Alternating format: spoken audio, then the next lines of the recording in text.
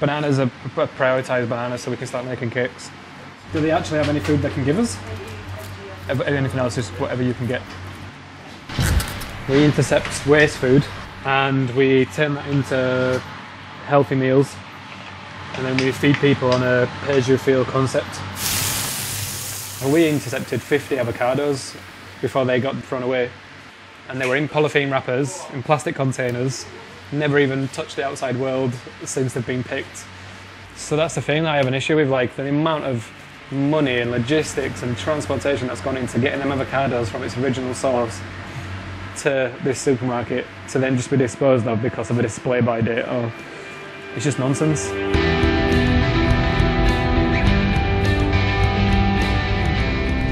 We intercept food from well-established restaurants, supermarkets, households, etc. Today we're going to a couple of restaurants in Leeds.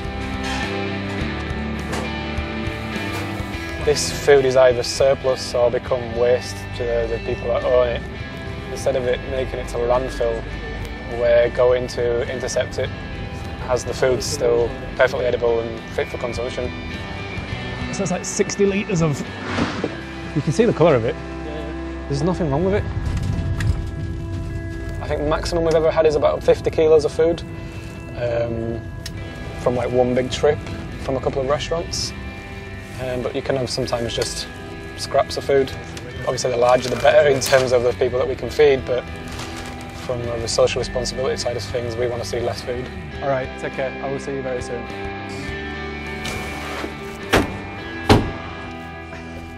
Gluten-free bread as well.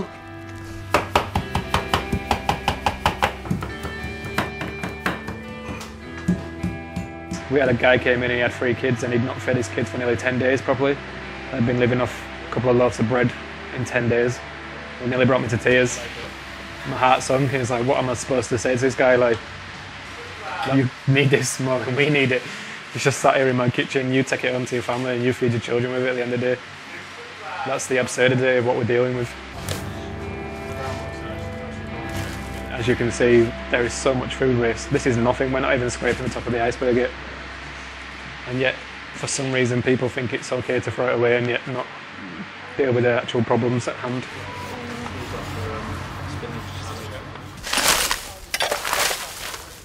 We are going to clean this area up today so that we can lay out some veg boxes so that the community's got free access to edible food whilst they're walking past. So it's a kind of urban guerrilla gardening. Hi mate. Joshua is 8 weeks old, yesterday. He's mine and Johanna's son. He's the heir to the throne. He's already been in the cafe with me. He's been in the garden with me. Obviously he's been doing the recycling with us. Everywhere I go he kind of comes with us. I don't want my son to be growing up in a society that is wasteful, is not conscious of food, where food comes from.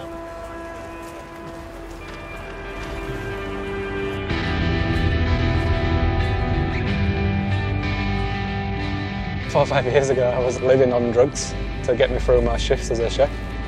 Literally we was taking drugs to get us through the night and get us through the day, surviving on nothing but speed. Yeah, I don't really know what changed. Going to Australia definitely changed my life.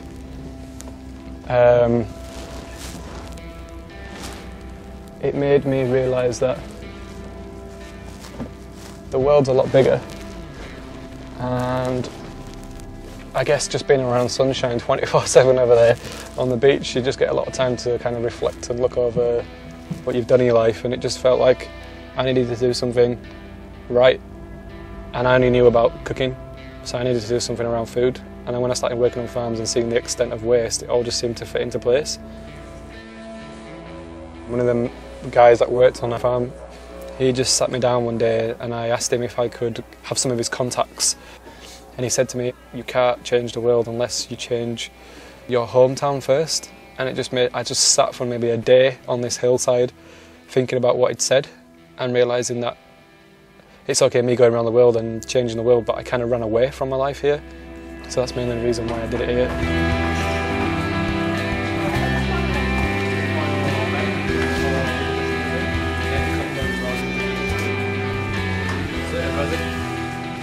Through providing people with food, we can, if not solve, but we can certainly manage a lot of problems in this world.